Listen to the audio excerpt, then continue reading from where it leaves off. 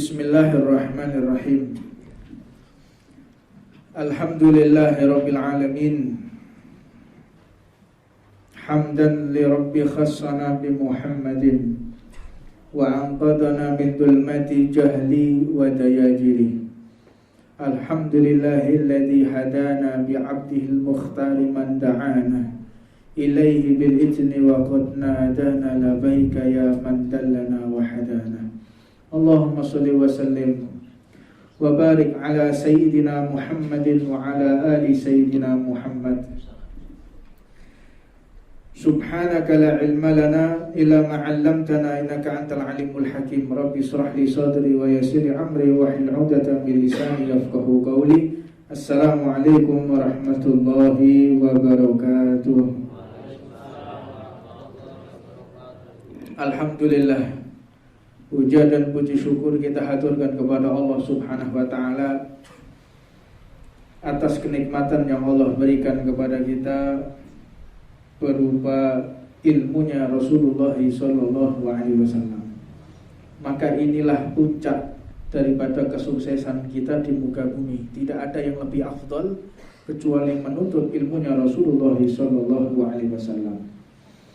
Jika seseorang menuntut ilmunya Rasulullah, dia mendapatkan ilmu tersebut, tentunya dia harus mengamalkan. Lebih-lebih lagi dia wajib untuk mengajarkan. Baligh ni walau ayat, sampaikan walaupun satu huruf. Maka seseorang yang menyampaikan dakwah di jalan Allah, beliau Habib Umar mengatakan harus tahu kondisi.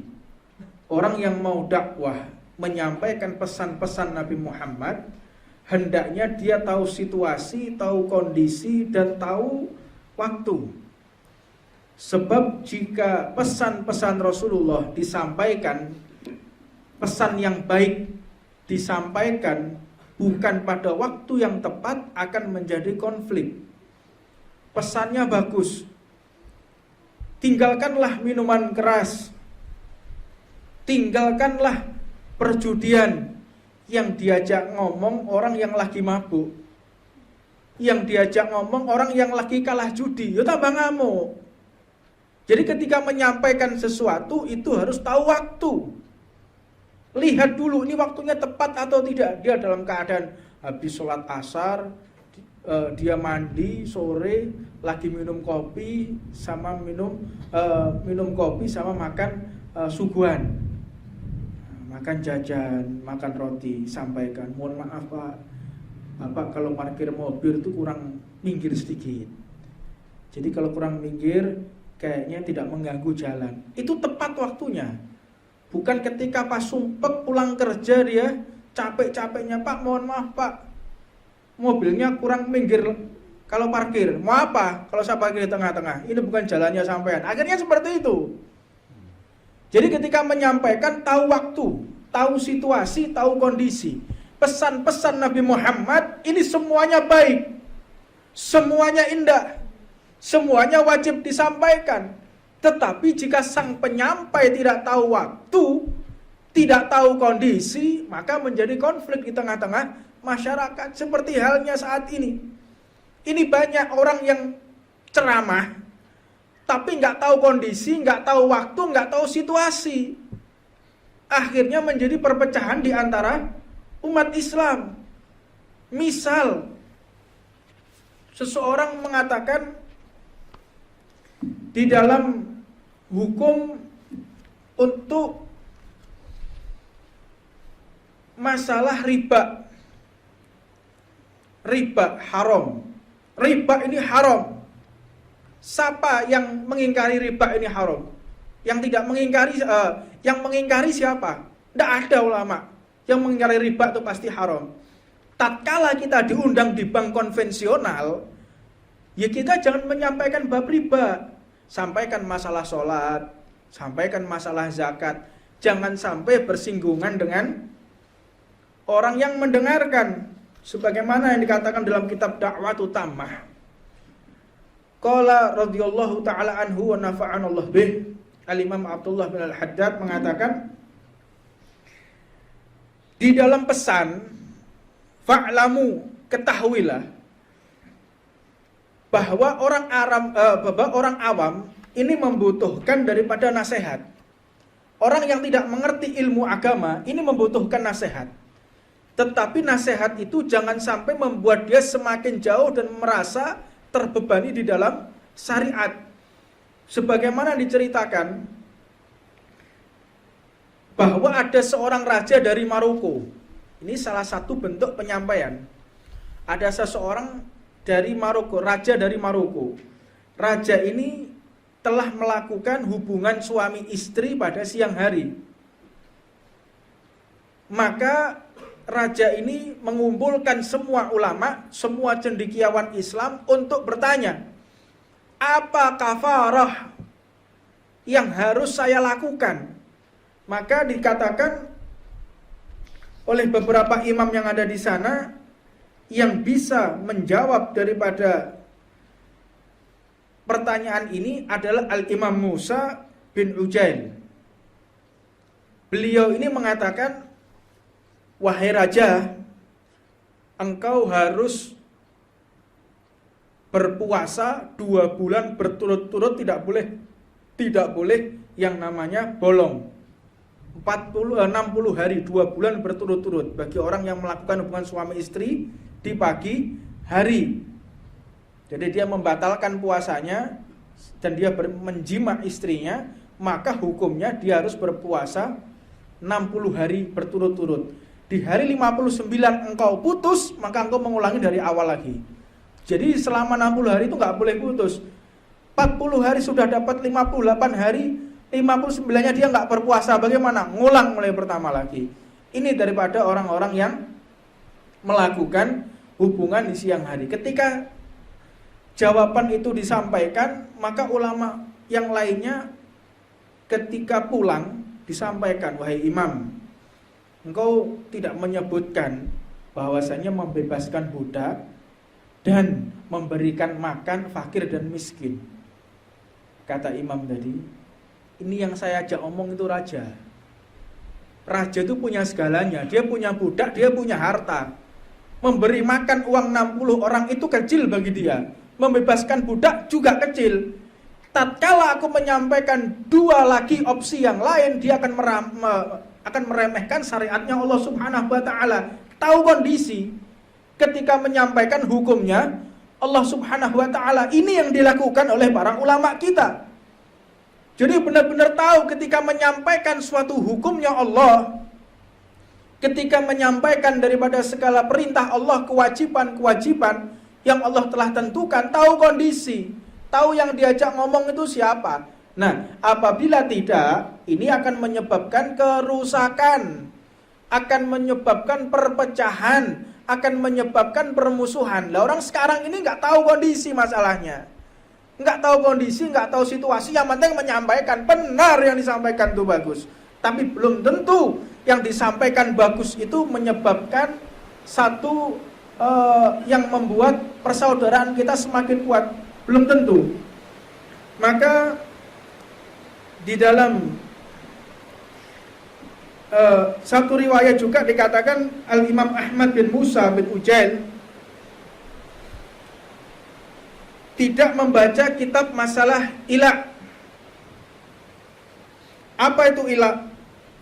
Sumpah seorang suami untuk istri tidak berhubungan dengan istrinya selama-lamanya atau lebih dari 4 bulan. Itu ilak namanya. Aku tidak akan menghubungimu wahai istriku selama-lamanya atau dari 4 bulan, namanya ilak. Dan tidak juga menjawab masalah dhihar. Apa itu dhihar? Ucapan suami yang menunjukkan persamaan antara istri dengan mahramnya. Ini banyak. Dhihar ini orang-orang yang nggak tahu. Mbak atau Dek, aku lihat wajahmu ini mirip dengan ibumu. Ini menjadi haram. Ini wajib diketahui oleh semua orang.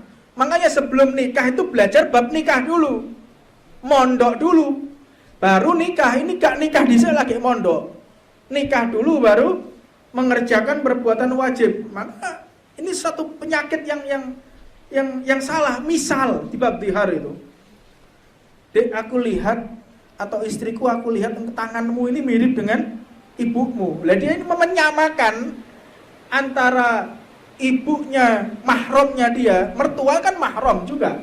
Lah ini menyamakan yang seperti itu maka menjadi haram, menyamakan yang seperti itu, atau menyamakan dengan ibunya sendiri.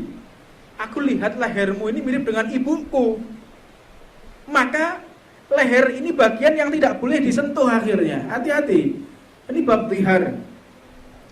Dan juga bab li'an. Apa itu li'an? Ucapan tertentu sebagai bukti untuk menuduh siapa yang berselingkuh, itu li'an namanya.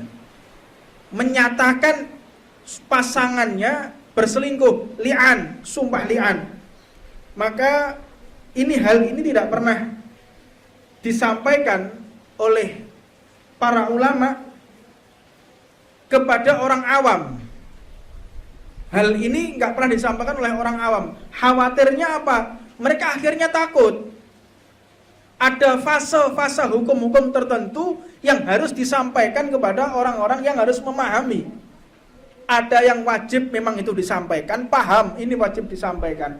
Tetapi jika disampaikan akan menjadi perpecahan, menjadi permusuhan, maka hendaknya untuk dihindari.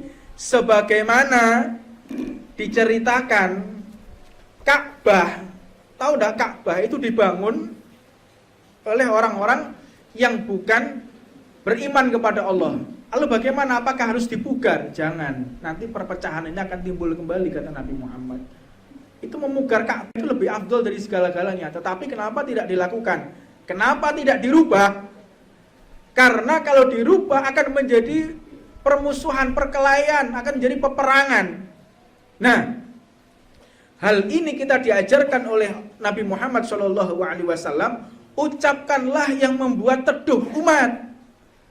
Ucapkanlah yang membuat umat ini semakin solid, semakin kuat, semakin bersatu. Tidak menyebutkan opini-opini yang lain.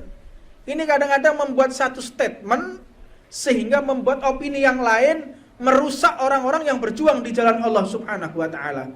Itu misal saat ini ada seseorang yang lagi berjuang, ada orang menghina Al-Qur'an surat Al-Maidah ayat 51. Untuk kita mudah memahami.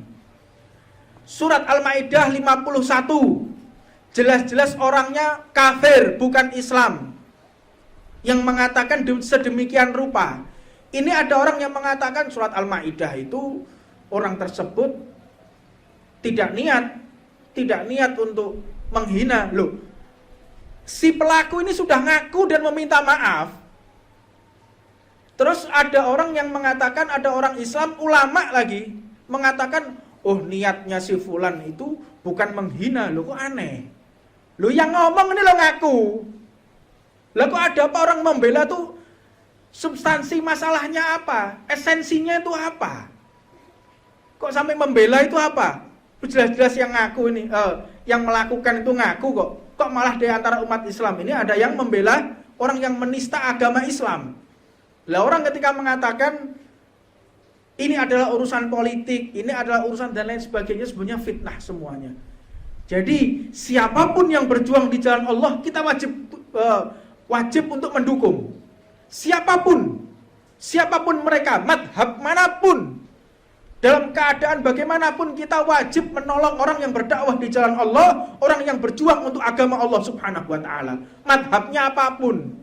Mau dia Syiah, mau dia Wahabi, mau dia siapapun, nggak peduli. Yang penting kita bisa mendukung mereka berdakwah di jalan Allah atau berjuang di jalan Allah Subhanahu wa taala. Entah mereka dari HTI, entah mereka dari FPI, entah mereka dari FUI, siapapun yang mereka berjuang di jalan Allah, kita wajib mendoakan dan kita juga wajib untuk mendukung.